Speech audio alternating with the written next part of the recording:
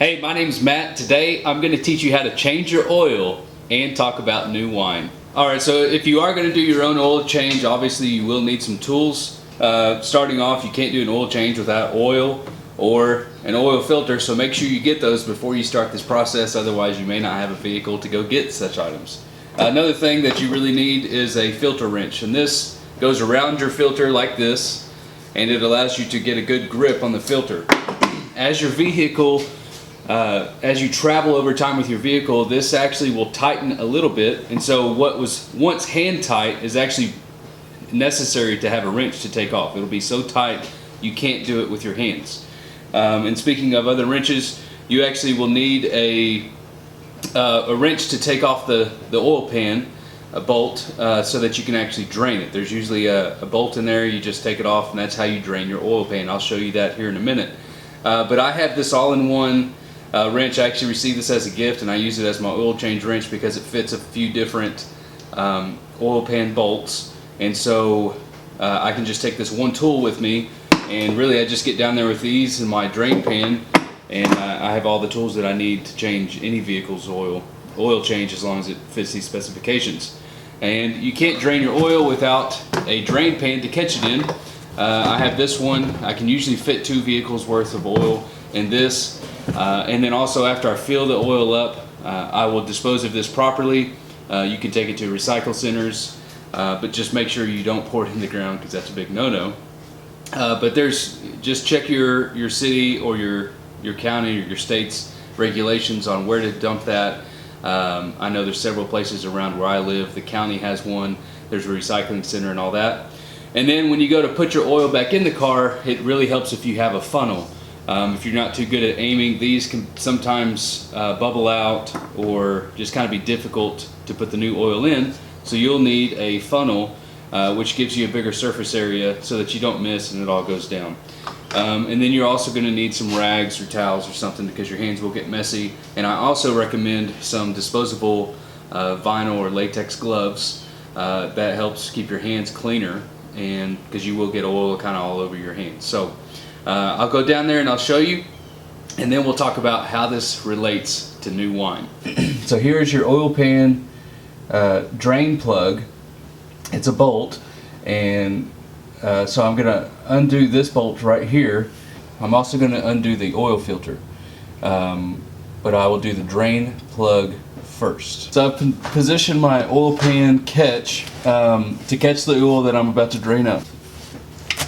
Okay, so I broke it loose. Sometimes that's usually what you have to do, and then after that you can usually get it finger tight, and you will. I do also recommend putting a piece of cardboard underneath your car because the oil will squirt out sideways. It won't drop straight down, and depending on how full it is or how hot it is, it could actually shoot quite far, which is another reason why I like to use gloves, because I can put my finger there to stop it if I need to. So just get to where the oil starts dripping out from the bolt, and make sure my pan is going to catch it, and then let it go.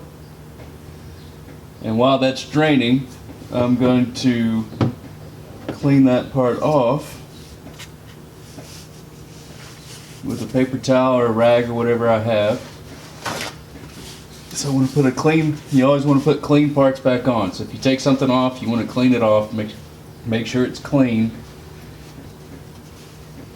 Okay, so you can see there's just a little bit left. I'm going to take this piece of towel that I have that I use to clean my drain plug with. I'm just going to kind of rinse that off a little bit and make it clean. There's still a little bit coming out. It's alright. We got most of it out.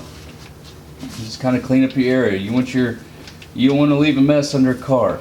When you do something right, that means everything's clean as well. Don't leave a mess. Alright, so you want to get that finger tight, and then just a little bit, you want to go back with the same filter drain plug wrench. Move this out of the way. And you don't want to tighten it too much. You just want to get it there. Just snug it up a little bit. Alright. Now we're going to go to the filter, and we need to just loosen it up. Okay, now that we've got that loosened, I'll make sure I've got my new filter nearby, and I'm gonna just undo this with my hand, make sure my drain pan's underneath. You'll see that oil begins to come out. It'll come out from the top, and you just kind of want to do this quick. That's just another reason why gloves are a good choice, because as you can see, it kind of just drips all over.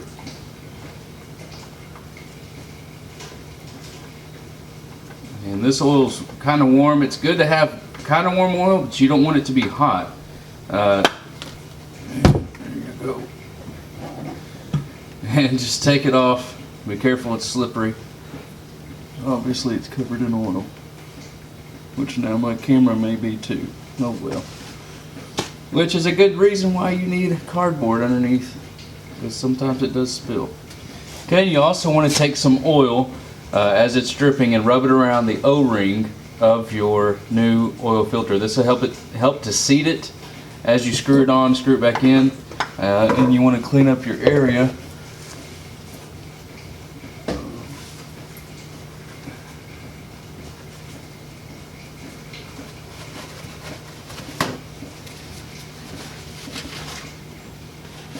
Kind of clean up this area here.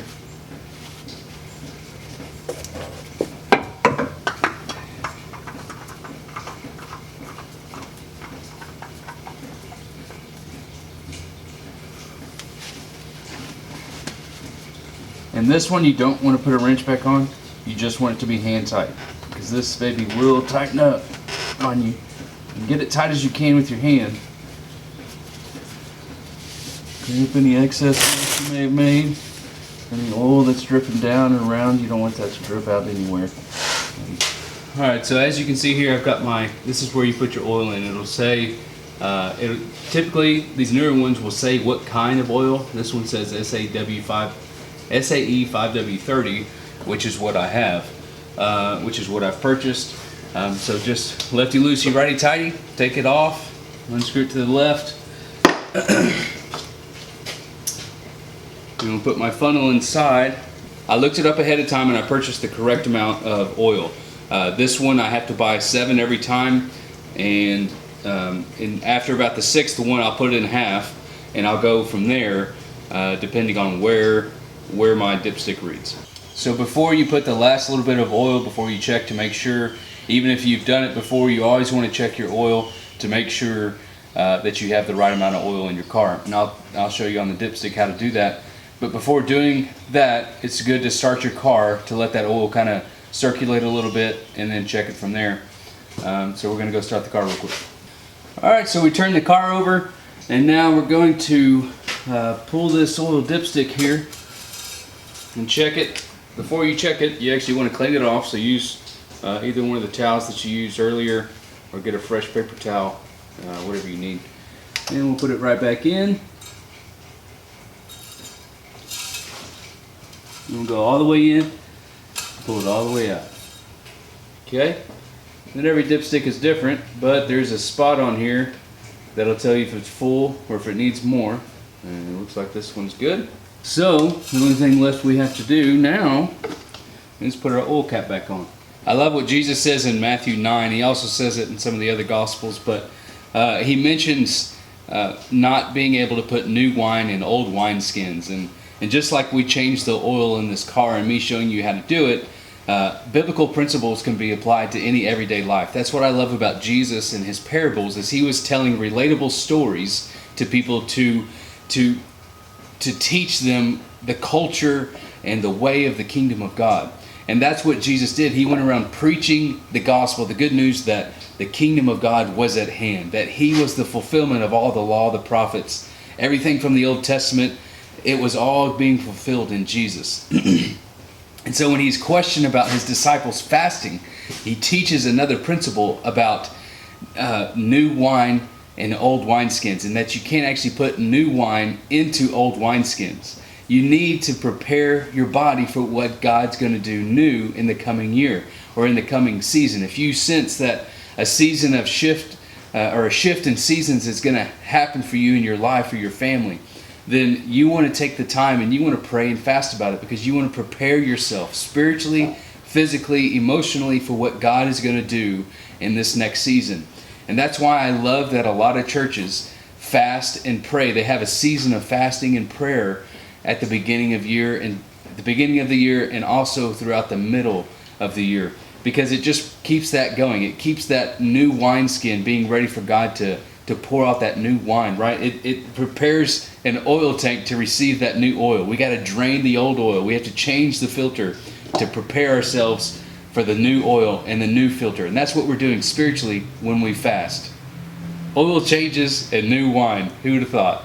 Okay, so I have one more tip for you, and that is to save your jugs, your gallon jugs, either your milk cartons, or like for instance I use this as my windshield wiper fluid, and I just saved this knowing that I was going to do the oil change, because it's a lot easier to transport something like this to the recycling center versus the big tank, you know, and sometimes they leak, the caps aren't the best, but I know that these caps will work, and I know I can clean this up and carry this easily. You just have to make sure that you have enough to cover however much oil you took out. So for instance, this is only a gallon and I took out 7 quarts, so I'm going to need 2 of these in order to do this trick. But it's a lot easier to transport these to dispose of than it is the other way. So hope that helps. Alright guys, well that's all I have for you today. Thank you so much for checking out the channel. Listen, if you love this video, I enjoyed making it, so if it's earned a like or subscribe, I would much appreciate it. Thank you. I hope learning to change your oil and contrasting that with some biblical principles has helped you. If anything, you know, maybe you learned a new trick of the trade, or maybe you learned a little biblical principle that you never really understood. I love you. I hope you have a great day. I'll talk to you later.